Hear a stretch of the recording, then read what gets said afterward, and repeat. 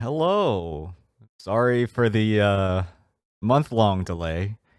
I went on a road trip, and so then I first there was planning, and then there was getting stuff ready, and then the trip, and then I was editing photos and all that good stuff. So yeah, it's been a minute, but hopefully I can get back to some normal sort of cadence. Hopefully, we'll see. Anyway. Where was I? They don't say a word to one another the rest of the way to the judging room. To the point where I actually wish we could just get dragged into another fight. Oh, I'm not on the thing. There we go. Anything to replace this sudden hostility. Where's Ahab to throw me across the room when I need him?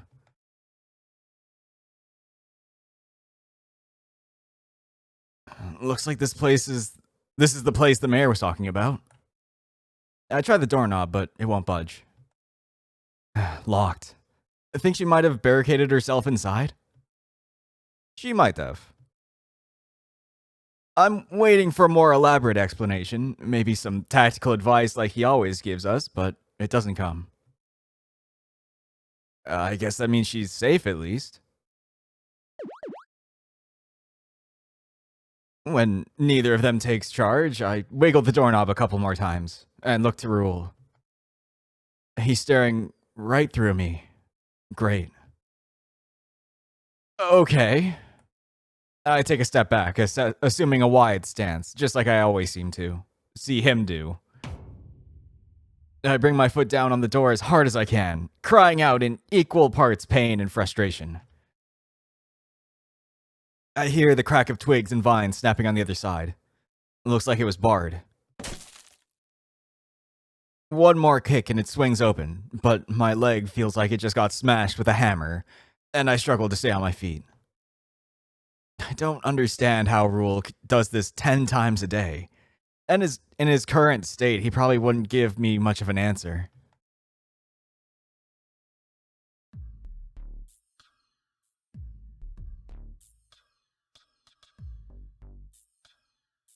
All of the tendrils lead right here, to this little room. It's hard to tell the pieces apart. It's like they've all been mashed into a giant clump of earth, thorns, flowers, and vines that takes up most of the room. I don't think this would win first prize. Eileen, are you in here? I hope she's safe, or Willem will skin me alive. Show yourself. Clearly, Milo doesn't share my concern. Finally, some help! One of you imbeciles get me out of here? Eileen's sitting in a corner, seemingly none the worse for wear. Are you all... She hushes me. Quiet! You'll wake it up! It? The plants. They locked me in here. You have lots of explaining to be doing. Eileen sighs dramatically. Why? I don't know anything. I sniff the air. I think you do. It smells like a chemical lab in here. What happened? She hesitates, and then I catch her smile slip and her brow furrow. I just added a drop of the stuff to Mr. Drozdov's arrangement. I didn't think it'd lead to all this. A drop?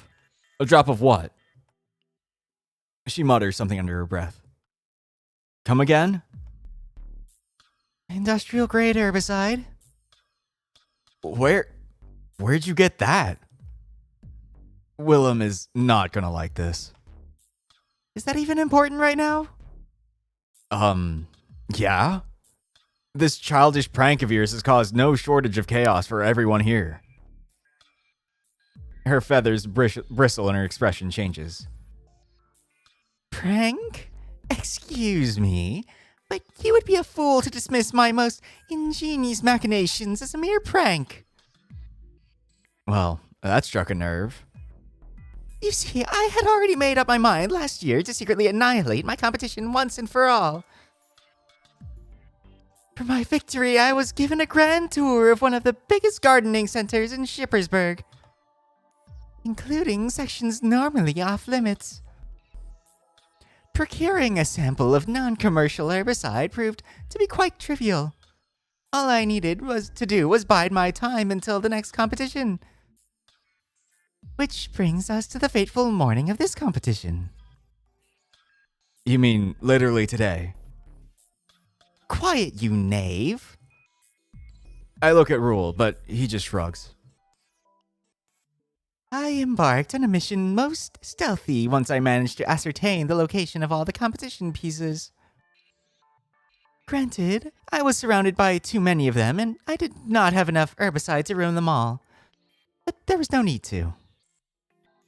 I knew immediately which piece was Mr. Drozdov's. I am not above admitting that his stood out from the rest. Humph. In the same way that a weed sticks out of a compost heap. I admired the piece like how one might admire a car crash, but knew that there was still the risk of the judges being fooled by his veneer of amateurism. Thus, chemicals in hand, did I strike. My victory would at last be assured.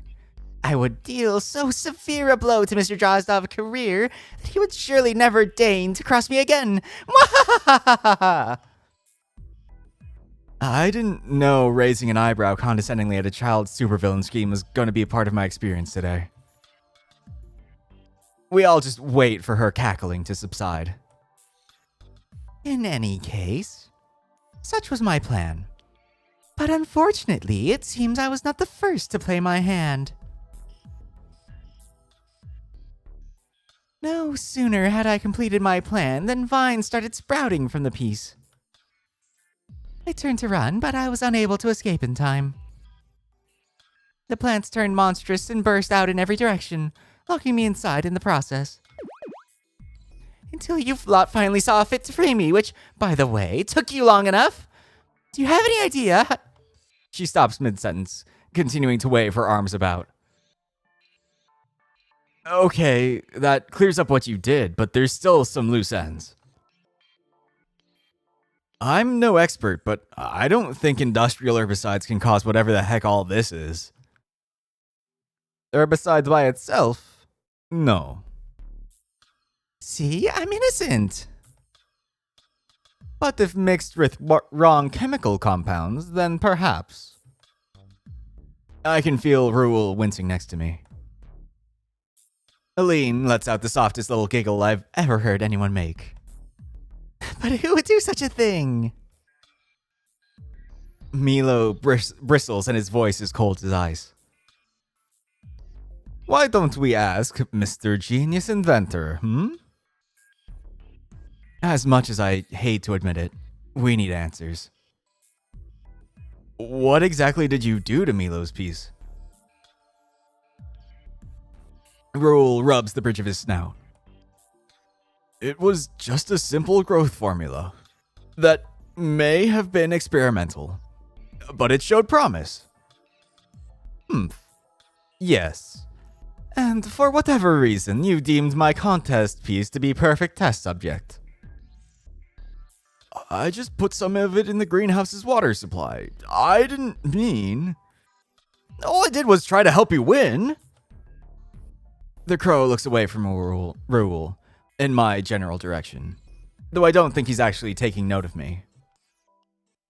I did not ask for your help. He sputters. You never ask anyone for help. Everyone needs help sometimes. I figured you might actually win first prize this year with a little assistance. So then, you did not think I could win competition. Milo slowly turns toward the boss again, not meeting his eyes directly. Of course you could have. This was just going to make it a lot easier. If it hadn't been for the girl's herbicides meddling with my growth formula, it would have been no contest. After all these years, you still understand nothing. There is reason I keep greenhouse off limits, even to you. His index fingers pointed aggressively at Rule's chest. I have cultivated botanical skills over decades. I studied. I experimented. I failed more times than I can count, but I learned and I grew. Journey was mine and mine alone. It was rewarding. I did not want to win at all costs, Dawnhound. I wanted to win on my own terms, on my own merit. You took that away from me. For a few agonizing moments, we all just stand there. Milo's hulking frame is virtually towering over us, his breath barely containing his fury. Any response from Rule goes unheard as a loud rumble shakes the room. The giant clump I noticed before seems to be pulsating, like some sort of messed up beating heart. The flowers on it go in full bloom, branches creak and snap.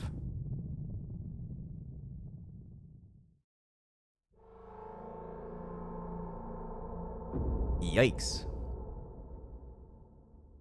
I thought I'd seen it all today, but it seems the universe still has some surprises in store.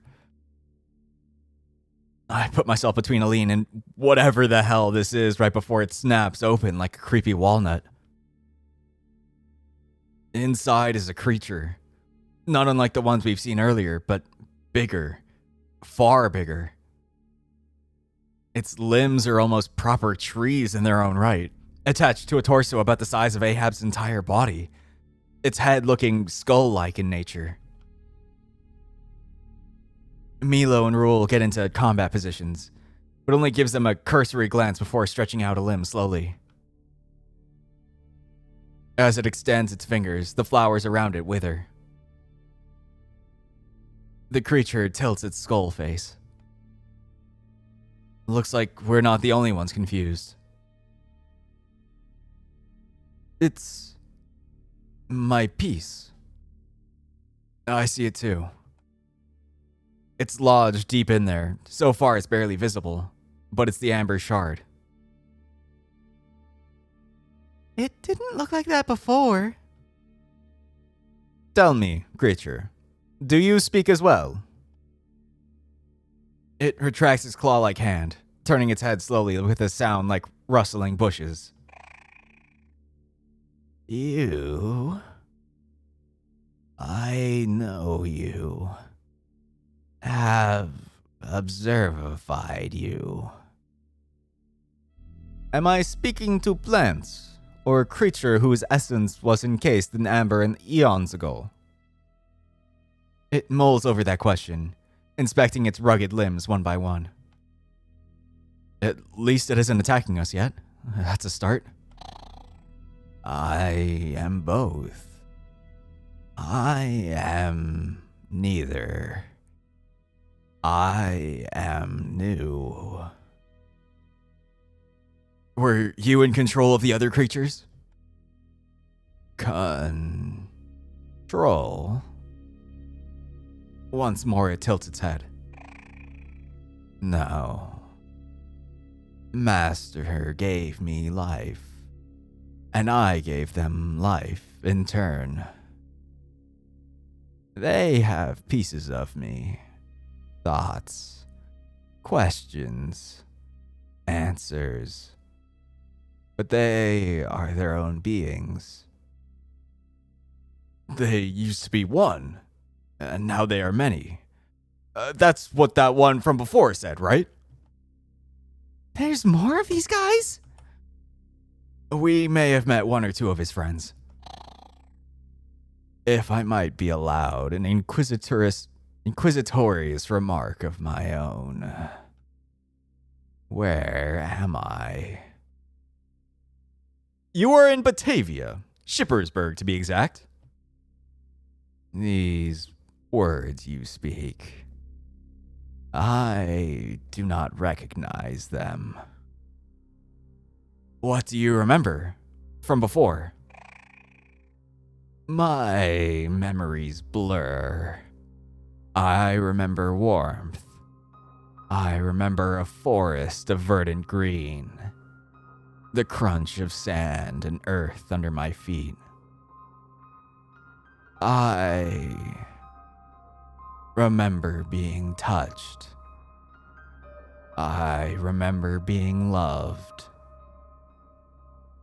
I remember loving in turn. I remember ending. I remember. I remember. I remember. I remember. He starts shaking erratically, ripping a hole through the ceiling. Are you okay? One thing at a time. It tosses its head back, letting out a loud cry. Then it charges forward, blindly, straight through the door. Sounds of shattering glass ring out from the hallway. Fucking face. What was all that about? I think it got overwhelmed. It didn't seem to mean us harm, at least. We should go after it. There's no telling what it'll do to the city if it escapes in this state. No, you have done enough. He readies the gardening shears. I will go. You take Aline to safety. Nonsense! We're the ones equipped for the job. Duskhound, leave City Hall. Take Dawnhound with you. Are you gonna be okay? Yes. Assistance will only slow me down. I am done here. I am off to fight root of problem.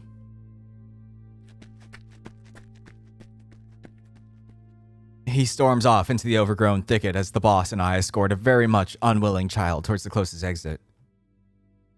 Can't I stay and watch the fight? I promise I'll be good. I'm starting to question whether that's even possible. But thankfully, that's not my call to make. No can do, Missy. Your uncle must be worried sick about you. Besides, it's gonna be dangerous in there. There's no telling what might happen if you get snatched up by those things again. Well, all right, if you say so. We say so. I shoo her onward as gently as I can, making sure none of the vines are slithering after us. Much to my chagrin, the first face I see upon opening the door is Emil's.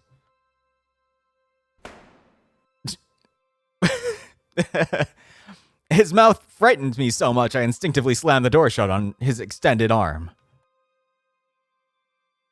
Even though it's trapped, it still wiggles enough to lift the tape recorder to my lips. What is the current status inside? Speak loudly and clearly into the recorder. I forget what voice I gave him. We're, fixing things. Mind taking a step back? Someone wants to leave. Are the plants indeed carnivorous? I don't know. Because that's the current prevailing opinion. Prevailing how? Well, I mostly came up with it myself. Why are you even yelling? I'm not yelling. I'm projecting my voice like unseen reporters do. I groan and open the door just a little bit for Aline to pass through. Tell the press I don't have a comment. But I am the Yeah. Take her to Willem, okay? I shove his arm back and close the door.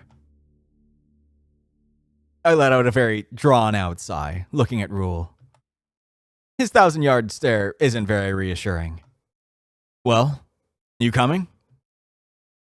Mila was pretty clear about not wanting me around for this. I know what he said, but you and I both know he might need help, even if he's not willing to ask for it.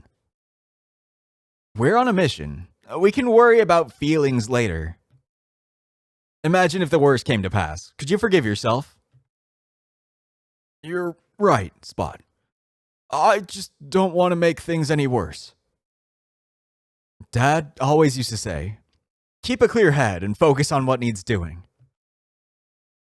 I'll leave out the part where he mostly said that when I forgot or neglected chores that needed doing. and there was usually a lot more swearing involved. With that all sorted, it's just us, Milo, and a legion of bloodthirsty plants. Now that all civilians are safe, it's time to put an end to this madness. I drag my hesitant boss behind me and sprint after Milo. He's gonna need our help whether he's ready to admit it or not. Let's put an end to this, Dawnhound. Rule lets out a deep sigh, then gathers his focus. Affirmative. We have a mission to complete. I pump my fist.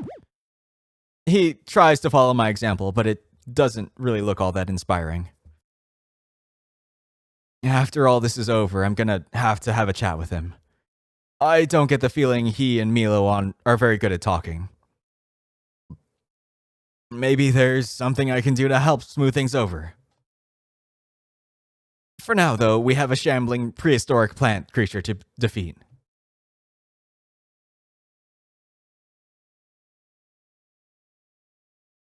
Where'd he go? He can't have gone far. He's gotta be somewhere. Whoa! Rule jumps back as several small vines slither towards us and start swiping at our feet. I follow suit, keeping my eyes on the ground. Whatever you do, Alex, don't trip here.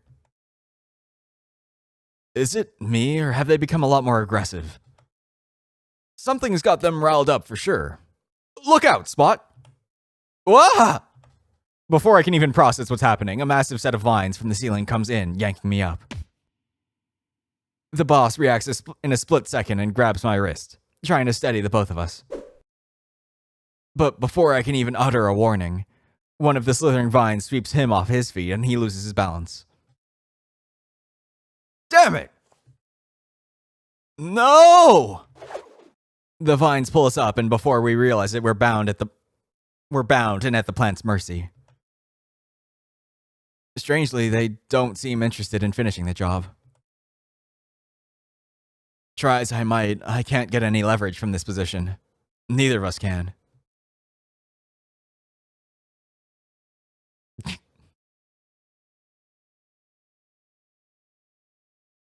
I can't reach my weapon. How about you? Boss? Oh! Negative, Spot. Are you okay? I will be once I figure out how to fix everything. Are we still talking about the plants? Our conversation is cut short by the sound of thundering footsteps. A shape approaches from behind a pillar, slowly and deliberately.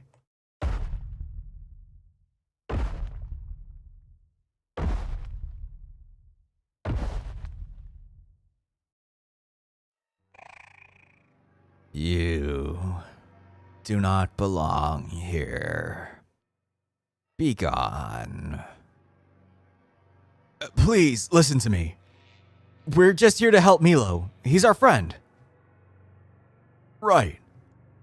Come on, Rule. I need you to put in a little more oomph into it, for all our sakes. I will eliminate all threats. The creature seems to shake as if possessed, grasping at its own head before locking onto us.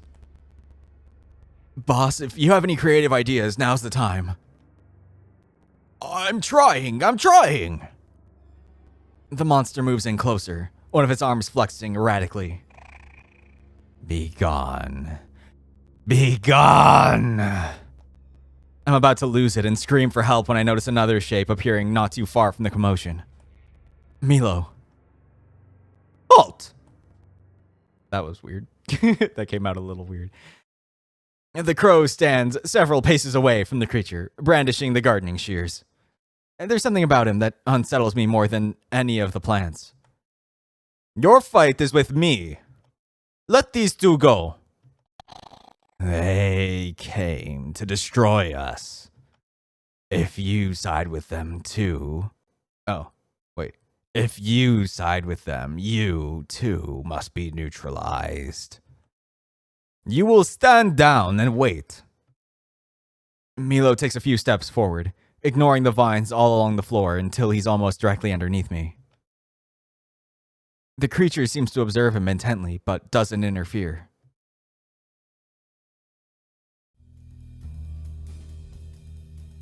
I don't fully understand what's going on between these two.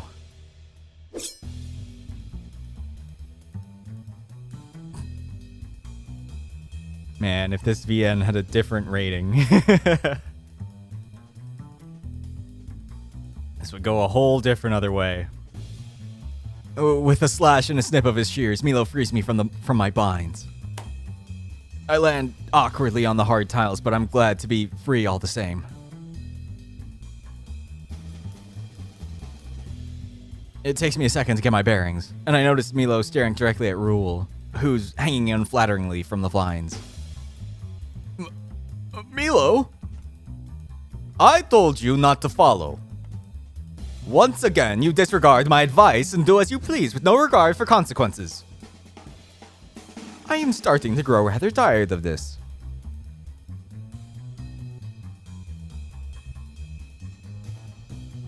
Eventually, Milo just sighs and cuts the boss free as well.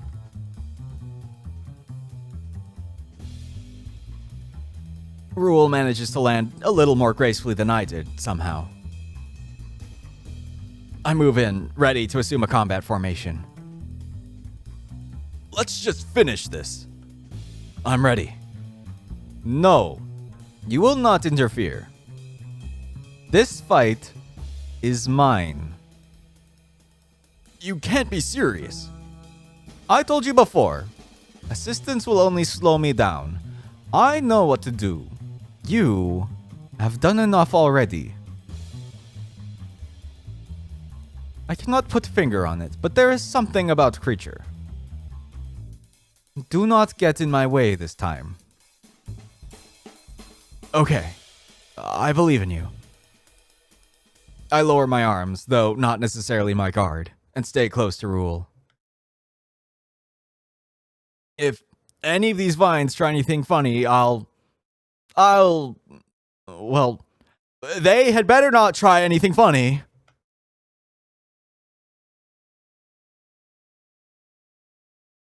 Milo nods affirmatively and approaches the creature.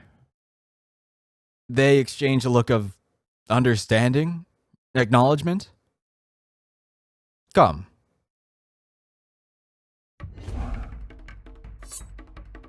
The plant lunges and Milo dodges to the left, swiping at some vines, trying to catch him off guard. He's moving faster than I've ever seen him move. I don't like it. I know he's strong, but he's pushing himself without any regard for his own safety. Now it's Milo on the offensive. He aims for the monster's right arm. It blocks the attack with the other, hardened by tough bark, running the shears ineffective. Impressive. You show great potential. The two combatants circle each other slowly. All the other vines and plants have moved out of the way as if to create an arena for them. The creature raises its barked hand, winding up for a massive downward strike. The crow barely manages to roll out of the way in time. I catch him wincing as he steadies himself, though he hides it well. I mutter softly to myself. Come on, Milo. You will have to do better than that. The plant spins in place, swinging vines in a massive arc around it. Milo jumps over the first few. On your right! Using its own momentum, it winds up a powerful punch at the airborne, now defenseless Milo.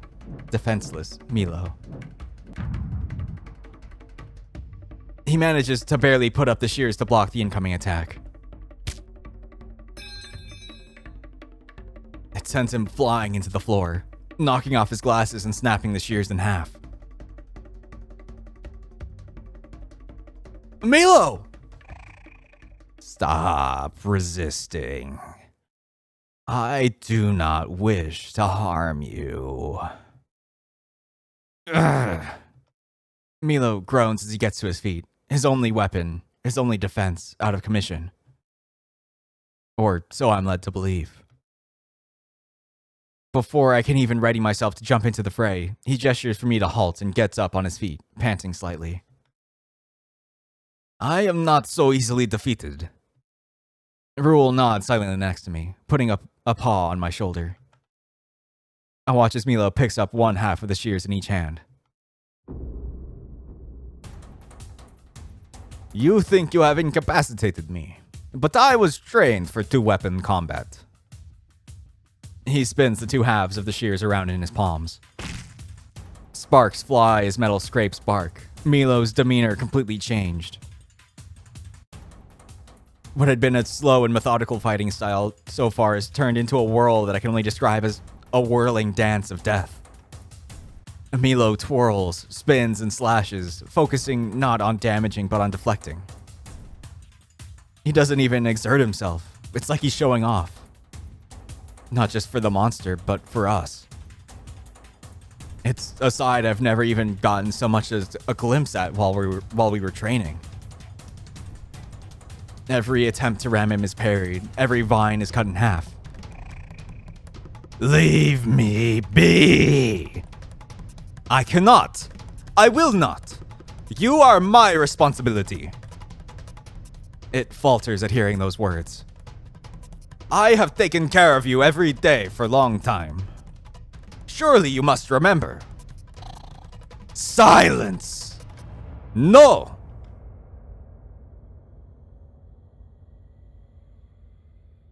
As the creature heaves one of its bark arms up in the air, Milo jumps up and grabs onto it with the grace of a dancer, climbing it like a...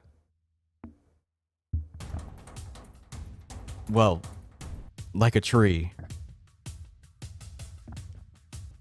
It would not behoove... what voice was that? It would not behoove me if I were to stop when you were in so much pain. When the creature attempts to wrest him off, Milo pulls back his leg and kicks him in the face. I hear a low groan as it finally crashes to the ground.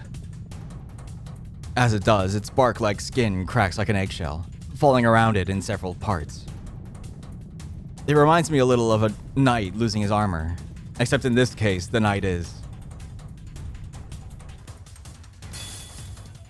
What the? He's hot. It seems to be a person? Looks like some kind of tiger? His fur, or what I can see of it, seems like it has the texture of mown grass, and smells like it too. Milo raises one of his makeshift swords at him, and when his unconscious body doesn't stir, he nods and tosses the halves of the shears aside. He tilts his head up and takes a long breath.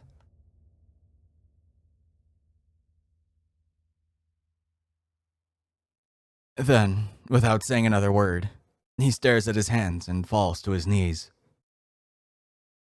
I don't see any tears, but I hear quiet, pained sobs.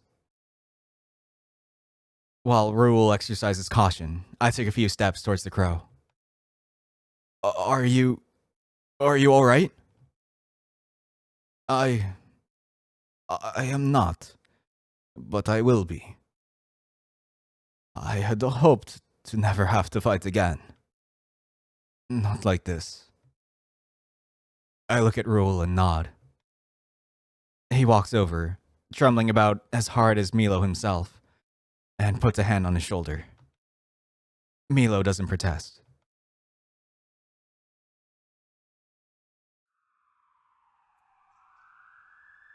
Press files into City Hall, Emil leading the charge.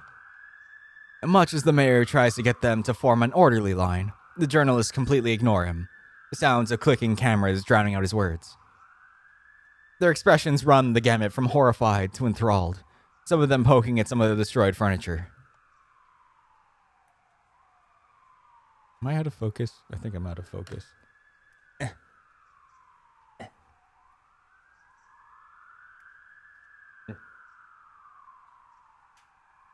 Eventually, the mayor just throws up his hands, walking over to us.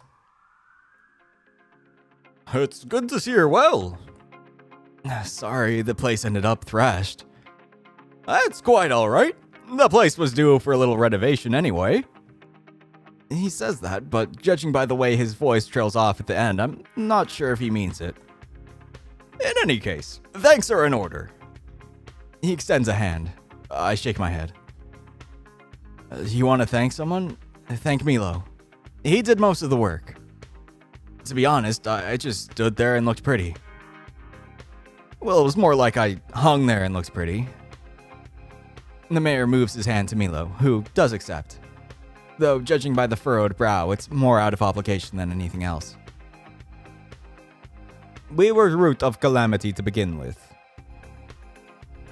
Chin up, men. At least it's provided some life to what is usually a dull affair. And the plant life does add a dash of color to the place, wouldn't you agree? I think he's trying to convince himself just as much as he's trying to convince us. I take it Milo didn't win the competition? I think the competition ended a long time ago, son. And I'm reconsidering holding it next year as well. There's never been so much foul play, and, well, I suppose there was the plant violence. He does get points for style, though. Speaking of the plants, what's going to happen to them? Rule's voice is a lot more muted than usual. Oh, yeah. There ended up being a lot of those creatures in the end. I notice the mayor's eyes are drawn to one of them in particular, standing in the corner. I don't think he's comfortable with them yet. It seems they all turned docile, though. All available information indicates sapience. They are capable of speech and thought just like the rest of us. The mayor takes a deep breath, worthy of a deep-sea diver. Well, I suppose if they really no longer mean us harm, and they're willing to cooperate and learn, we can see about integration. What of their leader? He tips his muzzle to the tiger-like creature, standing a little ways behind us, surrounded by journalists. It seems as bewildered by them as they are by it. At least we managed to put some spare clothes Rule had in his suitcase on him. I will take him and his family in. They will need a place to stay. Then it's all settled. As soon as we have a semblance of order around here again, I'll have the paperwork sent your way. Gotta say, you're remarkably chill about this. Oh, thank you, my boy. Perhaps I'm still processing the horrors of what I have witnessed. No worse than the charity ball we tried to hold last Christmas, I assure you. No, doesn't hold a candle. I suppress my inner Lou and resist the urge to ask. As the mayor heads off in the direction of the reporters once more, Willem comes dashing towards us with his niece in tow. There you are. I can never remember what voice I gave Willem. Her expression suggests that he's not here entirely of her free will. Willem, glad you're safe. Could say the same to the three of you. I was worried sick I was. Aline says you saved her ride. I'm really grateful. Then again, she also said she did cause the whole mess. Next to me, Milo perks his head. He takes a few measured steps closer, his arms folded. Come on, Aline. Apologize. I'm sorry. What? I didn't catch that. I'm sorry! Your apology is accepted. Next time, however, you won't be getting in my way. Next time we meet on field of battle, I expect you to give it your all. No tricks. No herbicide. I know you are skilled enough to beat me at it if you set your mind to it. Aline stops mid-tirade, her eyes growing wide. Do you actually mean that, Mr. Drozov? I do. Milo and Aline shake hands. But I will still win. Hey! As they continue to argue, I look at Rule, who's closing his suitcase and slowly walking towards the door. Emil tries to grab his attention, but he brushes him off. So much for the exclusive interview. It'll have to wait for a couple days. We had a bit of a rough time of it.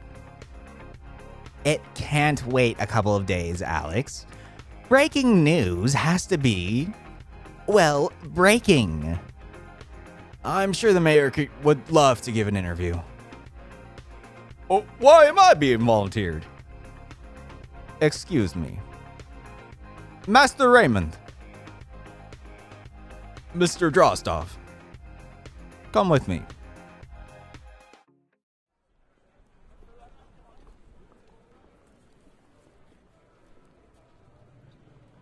Milo, I felt deeply betrayed by what you did.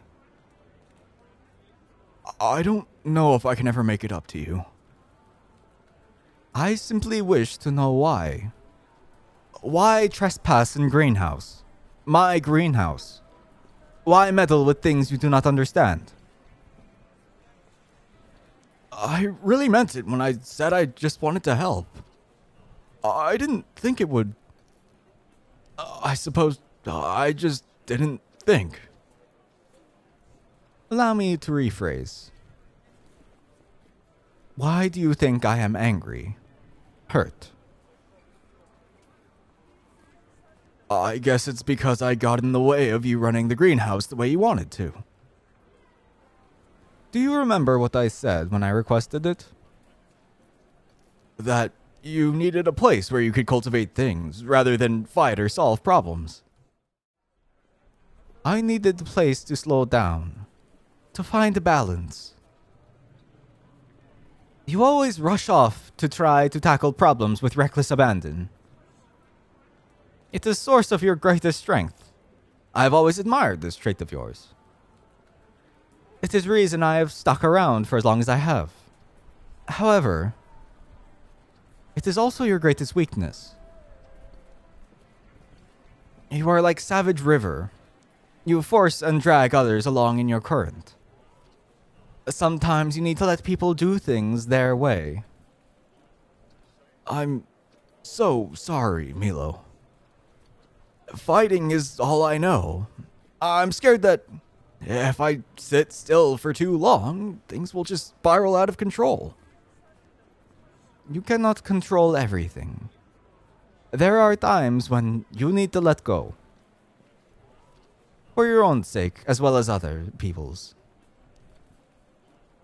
I understand you want us to go our separate ways from here. Oh, if. Do not be dramatic. I do not want you out of my life.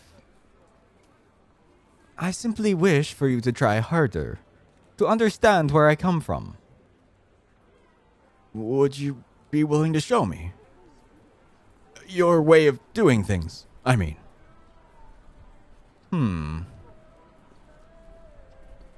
I don't know if I even have a right to ask, but I want to make things right. Show that this old dog can still learn some new tricks. Perhaps. There might be hope for you yet.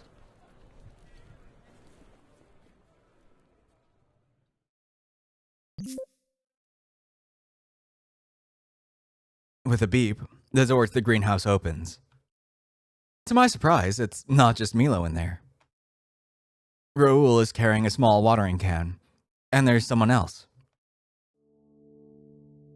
Ah, he's so hot.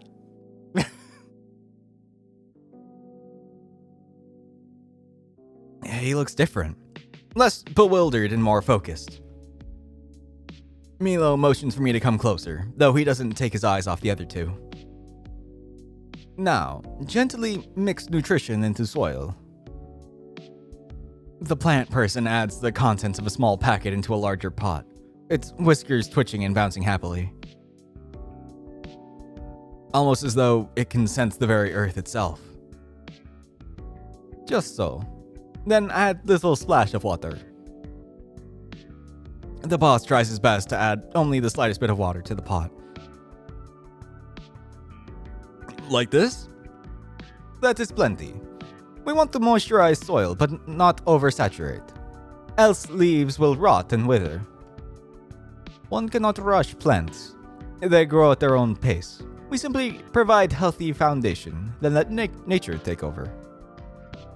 Each plant has different requirements, different rhythm. None we can force. This is hard. It is. I do not deny it.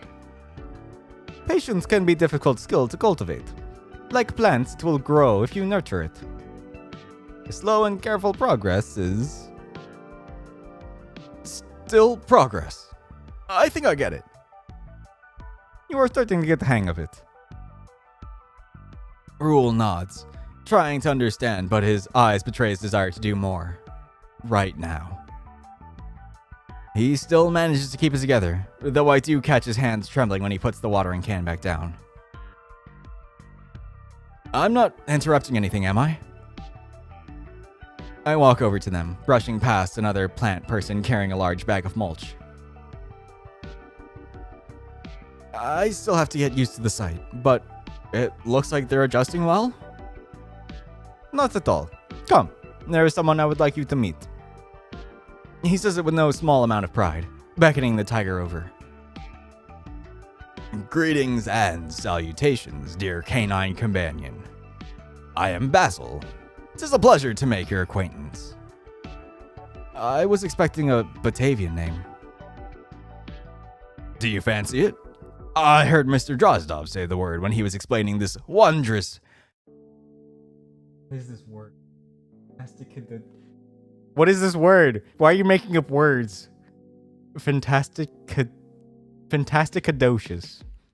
Fantasticadocious place to me. And it simply... Yes, it simply spoke to me. So is it basil? Like the plant? I guess that makes sense. Not basil. Basil, eh? Shit. He's staring. Think of something. Do you go well with pasta? I do not understand the nature of your question. But judging by your intonation, I can only assume that was a compliment and I must respond affirmatively. So yes, I do go well with pasta. Thank you. Verily. You're, sounding a great deal different than you did the other day. Blep. Ah, yes. I'm terribly sorry for my decorum at the City Hall. It was rather unbecoming and, might I add, ungentlemanly of me. Rest assured, however, Mr. Drozdov has educated me on proper ways to address all of you, and I am now well versed in matters of speechcraft and linguistics. Indubitably. I'm Alex DeRoya. I work for Mr. Brevard, but you probably knew that. Nice to meet you, Basil. It's nice to meet you, Mr. DeRoy. You know, I also happen to find myself in the employ of Mr. Brevard. I have been assisting him and Mr. Drozdov in matters of gardening, though my skills in combat has not gone unnoticed either. Raoul shuffles up to us, gardening tools in hand. He's been very helpful, actually. Milo's instructions can be a little caustic, shall we say. I prefer efficient. And Basil has managed to make it a lot more digestible. That I can agree with. He's been a great addition to the company as well. He's offered to aid in research to ensure that the components we use in our serums and pesticides are safe for public use. Did you ask? Of course I asked Milo before running it by him. Mr. Brevard has been on good behavior. So far. Okay, good. Just checking to make sure we don't have a repeat of City Hall. I give Basil an apologetic look. Not that anyone can blame you. Do you even... I stopped myself. The last time I asked him to remember things, he went berserk. Hardly a thing, I'm afraid. I woke up in a strange place surrounded by strange people. I acted on instinct. Nay, I lashed out in a fit of scandalous confusion. I was bewitched, bewildered. It was as though my memories of being cared for by Mr. Drozdov as plants and flowers, and my memories of as the person whose essence was stuck in that amber shard became one all at once. They clashed and conflicted with one another. I did not know who, or indeed what, I was. That's quite the unusual existential crisis. And how are you feeling now? Were I to have an organic brain or a nervous system like you, I would say I'm feeling grand. How do you know you don't have a nervous? We tried to perform biopsy and run tests. But according to Master Brevard, the sample sprouted legs and ran right off the table. I had to run all over the lab to catch it. How's a thing like that even possible? Who knows? Perhaps I'm just a very viral man. Virile man. Plant. Person. Pardon me. My current state is still rather confusing. I think I was a man in my previous life. And one of my previous lives. If that's what you feel comfortable expressing yourself as, it's more than fine by me. Isn't it odd? Being in a place that's so different from when you used to be? Quite. But I think that's where my plant memories come in, so to speak. Part of me feels odd, indeed. But another part of me has been here for years. And when I'm here, I feel naught but warmth. What about your, can I call them your kids? They've been adjusting swimmingly. Why, were they to have mouths to do so, they would be grinning from ear to... I suppose they don't have ears either, do they? Yes, grinning from violet to daisy. How do they even speak if they don't have mouths? Believe me, I'm still trying to figure that one out as well. Let us just call it one of nature's miracles. Several of them have expressed great interest in seeing the world beyond these hollowed halls. Hey, if you're up for it, we can have a night out on the town sometime.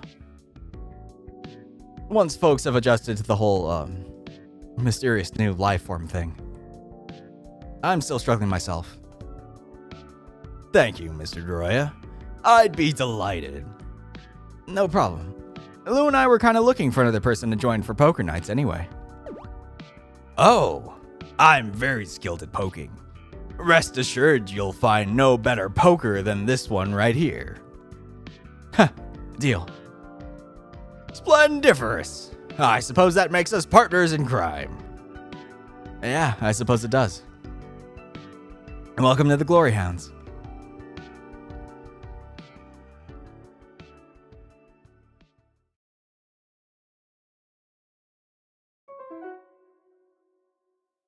Yay! Finally, caught up on number 4. It's now only behind by 1.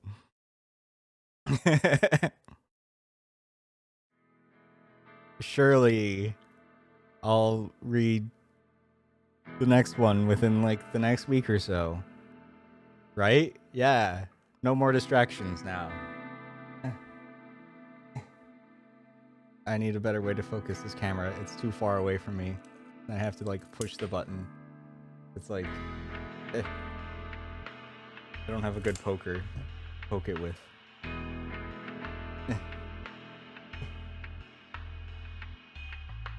Is it focused? Good enough. Anyway. Yay, I'm back. Hello. So as always, thanks for watching. Hopefully, see you again in a couple days. Yeah. Bye.